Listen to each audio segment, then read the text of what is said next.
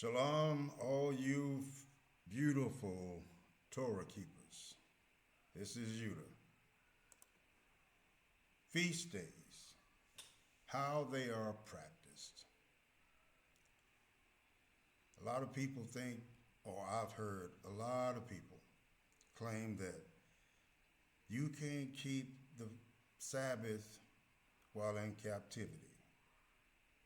You can't keep none of the feast days while in captivity. I had somebody write in and ask a question that prompted me to doing this. And I haven't forgot about part 2 of Christian theology, the smoking gun. But I get so many questions that I get delayed. And that's not counting the time I spend studying, but how were the feast days practiced, localized in Jerusalem and outside? In our case, we're scattered all over the planet. So it's a valid question, but to say you can't keep any of these days is seriously flawed. So we're going to walk through the feast days and how they were practiced in the original covenant and agricultural context without any Christian overlays. This is not a Christian channel. Number 1, Passover or Pesach, the 14th day, second week of the month of the first month. What's the purpose? It's a memorial of Yah's deliverance from Egypt. It's a covenantal protection through blood on doorpost. Not that we have to do that, but that's the memorial part. The practice. The lamb was selected by a household or families on the 10th day and slaughtered on the 14th. They were roasted whole, eaten in haste, in a hurry, with bitter herbs and unleavened bread. No leaven in the home for 7 days. Now, what I'm trying to do here is to point out what parts you can keep that requires priest or not, and can you keep them anywhere except in the land of Jerusalem. So hopefully you'll be able to see my point that I'm trying to make. Celestial anchor. Now this is relating to the calendar, okay?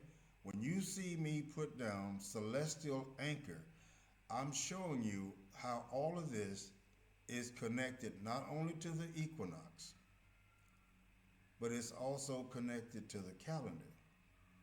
They work hand in hand. Number 2, unleavened bread, or Chag Hadmatzat, 15th to the 21st day of the first month. The purpose? Commemoration of the hasty departure from Egypt. Purification from leaven. The practice? 7-day feast with no leaven. Sacred assemblies on the 1st and 7th days.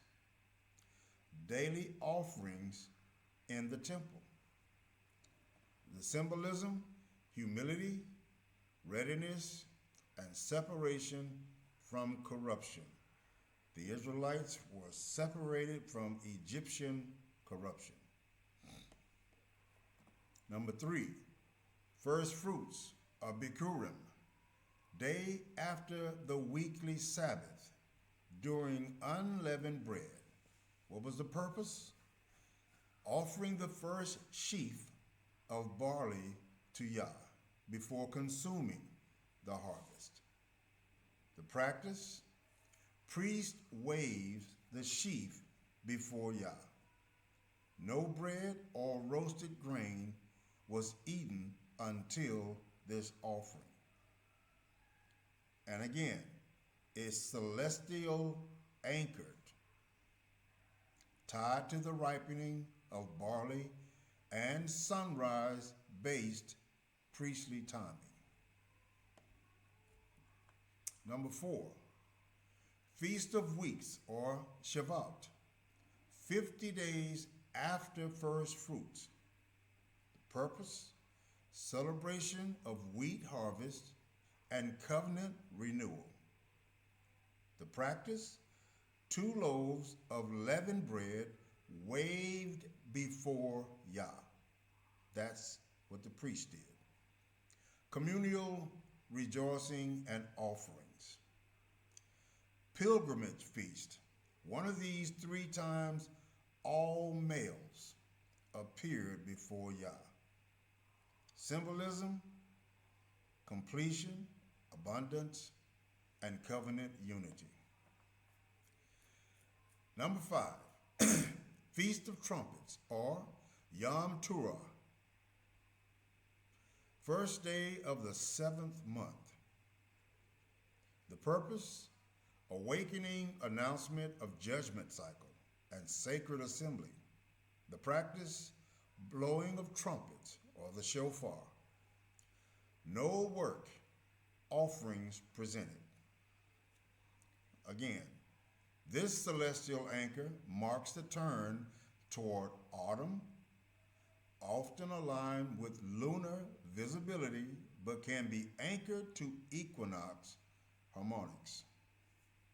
Number 6, Day of Atonement, Yom Kippur, 10th day of the 7th month. The purpose, national cleansing and priestly intercession. The practice, fasting and affliction of soul. High priest enters the most set apart place. 2 goats, one for Yah and one as a scapegoat. Symbolism, covenant renewal, mercy and justice. Number 7, Feast of Tabernacles, Sukkot, 15th to the 21st day of the 7th month. The purpose, celebration or ingathering and remembrance of wilderness dwellings out at Mount Sinai. The purpose, celebration of ingathering and remembrance of wilderness dwellings. Practice, living in temporary shelters, Sukkot, that's what that means. Daily offerings and rejoicing. Water drawing ceremony and light processions, later traditions. Again, its celestial anchor coincides with the final harvest and the autumn equinox harmonics. Number 8, 8th day assembly, Shemini Atzeret, 22nd day of the 7th month. The purpose, solemn closure of the feast cycle. The practice, sacred assembly. No work and special offerings. Now, here are the feasts that requires a priest. In the original Israelite context, most of the feast days involved priestly roles, especially when there was offerings and intercessions or sacred assemblies were required. Here is my breakdown. Feasts requiring priestly involvement. Passover or Pesach, the priest oversaw the slaughtering and roasting of lambs in later temple practice. In Exodus, families did it themselves. Unleavened bread, daily offerings required priest officiated sacred assemblies. First fruits, Bikurim, priest waved the sheaf before Yah. No grain eaten until this act. Feast of Weeks, Shabbat. Priest waved 2 loaves and performed offerings. Feast of Trumpets, Yom Teruah. Priest blew trumpets and led the sacred assembly. Day of Atonement, Yom Kippur. High priest entered the most set apart place, central priestly function. Tabernacles, Sukkot, or Sukkot. A priest led daily offerings and assemblies. Eighth day assembly, Shemini Atzeret, priestly offerings and sacred assembly. Now, feast with optional or household rules. These are going to explain if you are exiled, like we are, there are things that you can do in honor and loyalty to these days. And then there are things that you can't do because you're not in the land. Hopefully you'll be able to see that. Passover, pre-temple, originally a household rite. Exodus chapter 12, later centralized under priestly oversight. Sukkot shelters, building and dwelling in booths. That was a family act, but temple offering were priest-led. So in other words, if you wanted to put up a tent in your backyard, it would not be out of place. You know what I'm saying? It wouldn't be out of place. And if you don't, it's still okay. Restorationist insight. In a non-temple, ancestral restoration context, priestly roles may be symbolically, pay attention, priestly roles may be symbolically reenacted or communalized. What does that mean? That means that you could take an elder or a leader of a function or assembly of people that are all in the agreement with the calendar and the Torah, and you could act as a leader, such as a priest. Now, in today's time, that would be very, very difficult. And the reason why is because 90% of all the teachers you got out there are not on the same page. Or they do a lot of good talking and they present a lot of animated shows that really get your attention, but it takes more than that. This is not a show. This is very simple, very down to earth. Wave offerings can be done by designated elders or teachers. I don't recommend that today because how would you do it? Say, for example, myself, teacher, elder. How am I going to assemble with you all the way across the world? This is something that is personal, and I believe it should be kept personal. I don't feel comfortable doing such things over the internet because it's gonna take too much organizing, too many arrangements, and there's just too much involved. It just wouldn't work. But it is permitted. Wave offerings can be done by designated elders or teachers. Now, a lot of people don't know what wave offering is, so I'm gonna give you a quick example. Let's say we have sacrificed a lamb. I would take a cut or a piece of that lamb and I would wave it in this manner. This is waving, all right, this is a wave offering. And it's been it's been done this way also. It's a wave. It's a wave offering. So wave offerings can be done by designated elders or teachers. And in today's time, hardly anybody can agree with anybody. So just picture that, if you will. Sacred assemblies can be led by those aligned with covenant and celestial timing, meaning whoever you choose to lead in this particular instance, they have to understand the calendar, keep the calendar, understand these laws, and they have to be 100% in agreement. Everybody. All right? This is what that means. So let me read it one more time. Sacred assemblies can be led by those aligned with covenant and celestial timing.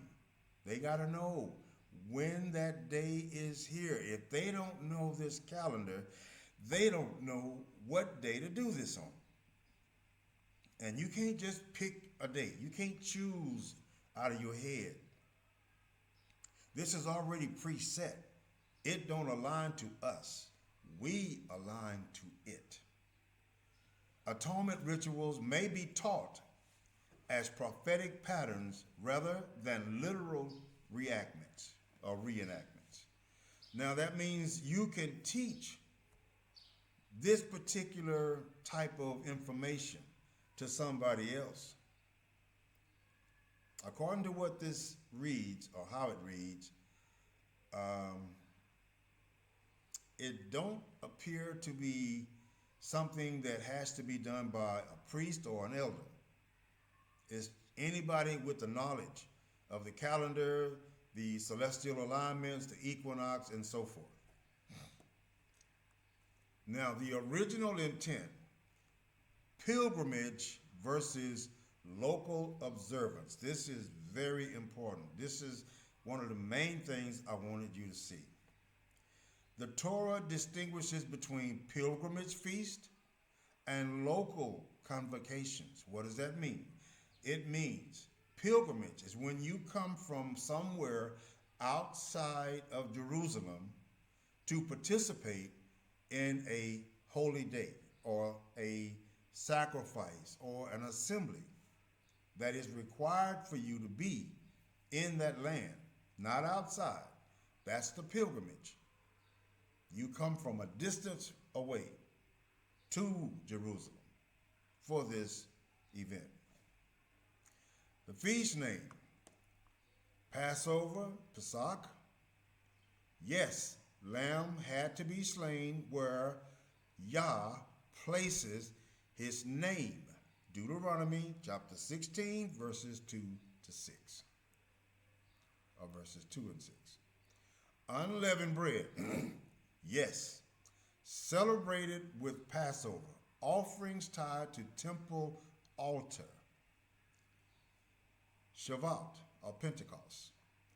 Yes, one of the three pilgrimage feasts, Deuteronomy chapter 16 and verse 16. These are all the places that you have to be. These are all the feasts. You have to be in Jerusalem. But now remember, you can still, out of loyalty and respect for the Creator, observe them. Sukkot, tabernacles, yes, required temple-based offerings and dwelling in booths. A temple-based offering means there has to be a priest. The priest is the one that's going to make these offerings. Now, Yom Teruah, the trumpets. No, you don't have to be in Jerusalem for this. There's no pilgrimage command.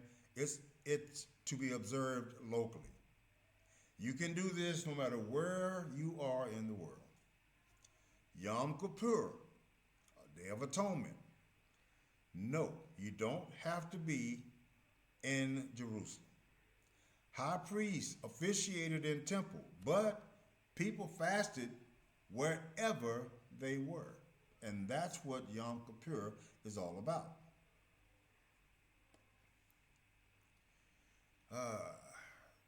Shemini Atzeret. Yes, you have to be in Jerusalem. Attached to Sukkot, temple-based offering. So yes, some feasts were explicitly tied to Jerusalem, especially those involving sacrifices and temple services. But others, like Yom Teruah and Yom Kippur, were observed wherever the people lived, even in exile. So that's for those Christians or whoever don't believe you can keep these days in captivity. That's for you guys. Celestial and covenant layers. From our restoration lens, this gets even deeper. The feasts were not just about geography. They were cosmic convocations anchored in celestial signs. Genesis chapter 1 and verse 14. And covenantal loyalty. The temple was the earthly center, but the Modim were established from creation. That means Abraham kept all of them before entering into the land. Genesis chapter 26 and verse 5. Israel observed Passover in Egypt before Sinai. Exodus chapter 12. How about that for y'all? We can't keep Sabbath in captivity. Oh. Prophets call for feast observance in exile as covenant renewal. Ezekiel chapter 20. Restoration implications. In the absence of a functioning temple, priesthood, and altar, excuse me, many argue that we cannot keep the feast in full Levitical form. But we can observe them as memorials and rehearsals. And we must align them with celestial timing, not inherited distortions. You have to know this calendar. Now, the two feasts that are not local to the land of Jerusalem are as follows. Yom Teruah, the Day of Shouting, or Feast of Trumpets, is one of the most mysterious and stirring modim in the Torah. Its practice is simple in form, but profound in meaning. So let's break this down. Scriptural foundation. Date. First day of the seventh month, Leviticus 23, verse 23 and 25. Numbers chapter 29 and verse 1. Commandments. Rest from work. High Sabbath. Hold a sacred assembly. Blow the shofar, the ram's horn. Present offerings by fire in temple times. Now here's the core practice. Shofar blowing, central act. Blast of the shofar signal alarm, awakening, and kingship. Holy convocation, gathering with others for worship, praise, and reflection. No work is treated as a Sabbath, a day of rest and spiritual focus. Teshuvah, return, begins the 10 days of awe leading to Yom Kippur, a season of repentance. Scripture reading, Genesis 21 and 22, Numbers 29, Psalms 47, Nehemiah 8, and others. Festival meal, apples dipped in honey for a sweet year, symbolic food shared. Tashlik, ceremony, casting breadcrumbs into water to symbolize sins being cast away. Micah chapter 7 and verse 19. Themes of symbolism. Coronation of Yah, the shofar announces his kingship over all creation. Wake up call, a spiritual alarm to return to covenant loyalty and prepare for judgment. Hidden day, since it's tied to the new moon, its exact timing was once uncertain. Called the day and hour no man knows. Prophetic foreshadowing, many associated with the future redemption, a resurrection, and the ingathering of the exiles. Now, for us, this feast isn't just symbolic. It's a celestial and a covenantal alignment. Without a functioning temple, the emphasis shifts to blowing the shofar at the correct celestial marker, sunrise after the new moon, gathering locally in your location with those committed to ancestral rhythm, those who understand and are on the same level and same page as you. That's what this is saying. You don't mix in a bunch of illiterates, scriptural illiterates into this. This is not for that.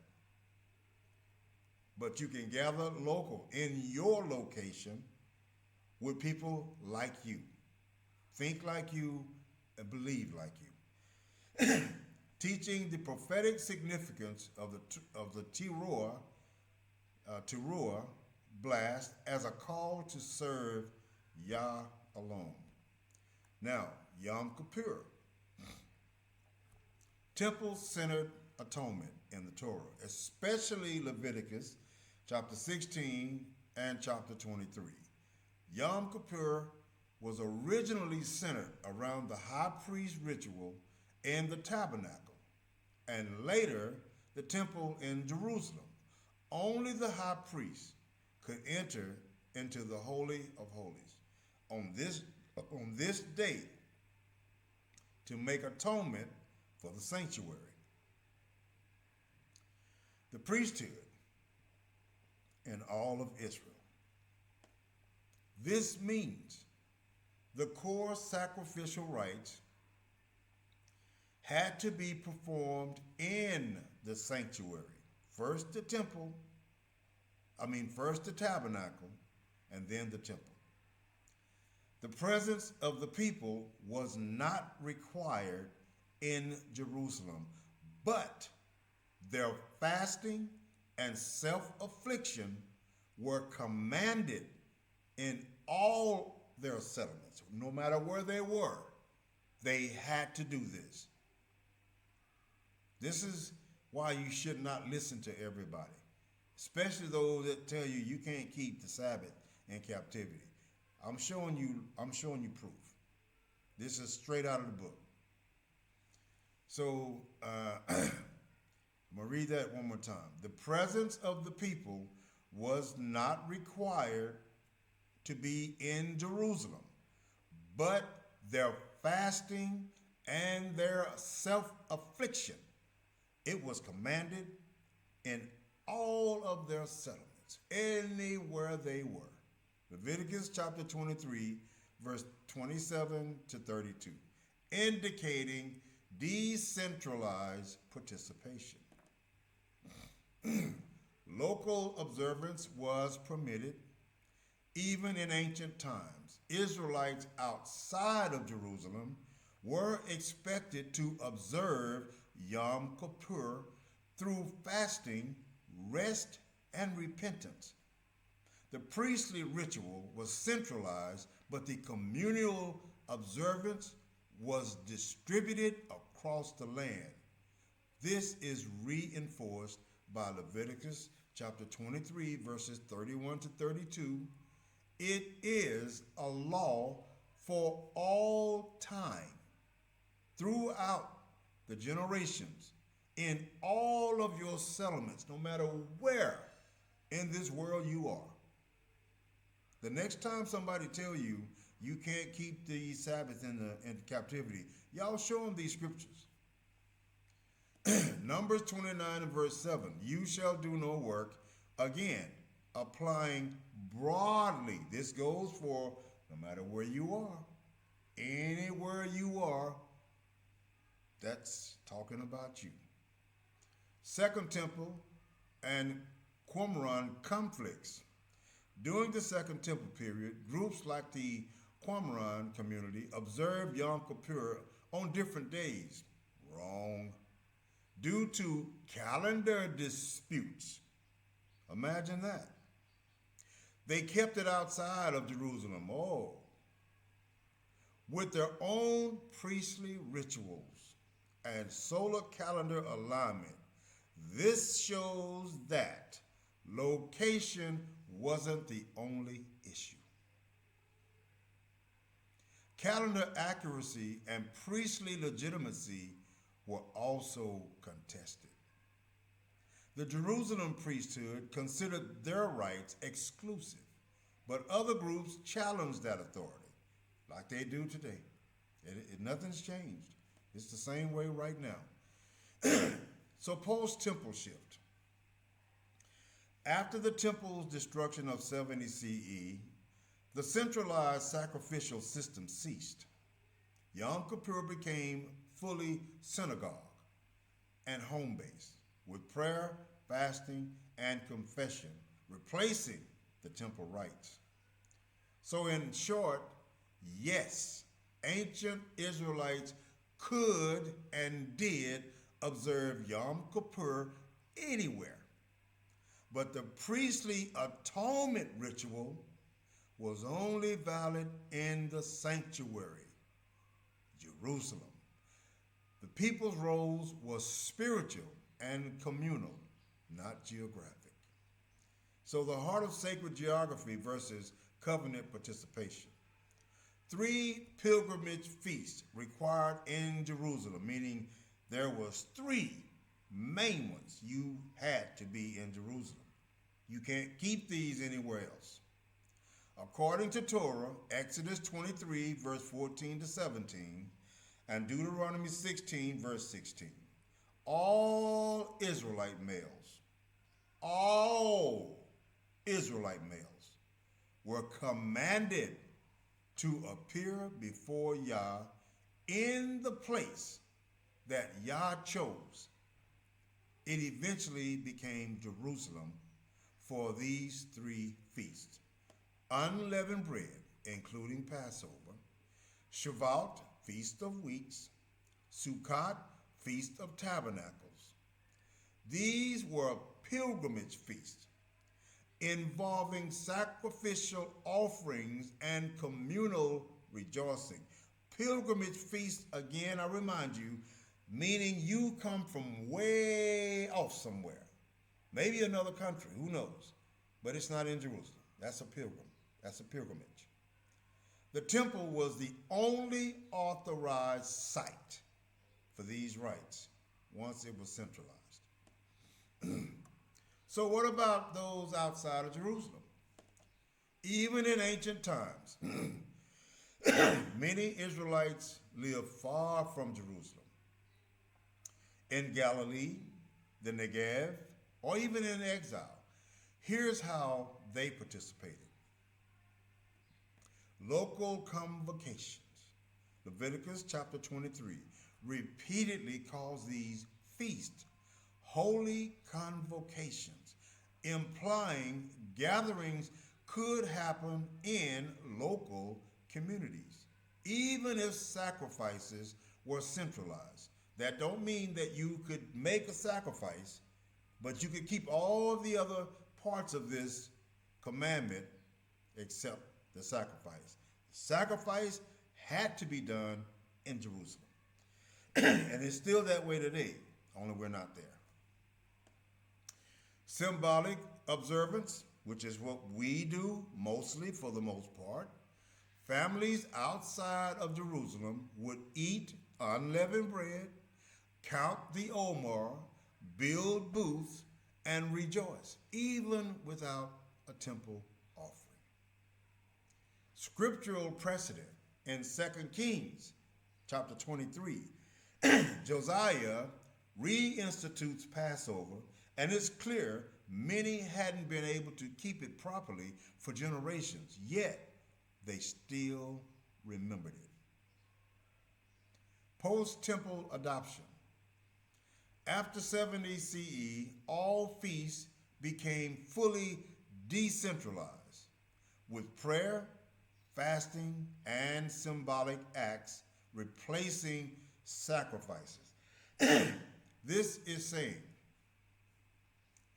in 70 CE, remember when Rome sacked Jerusalem and took all those captives, all right?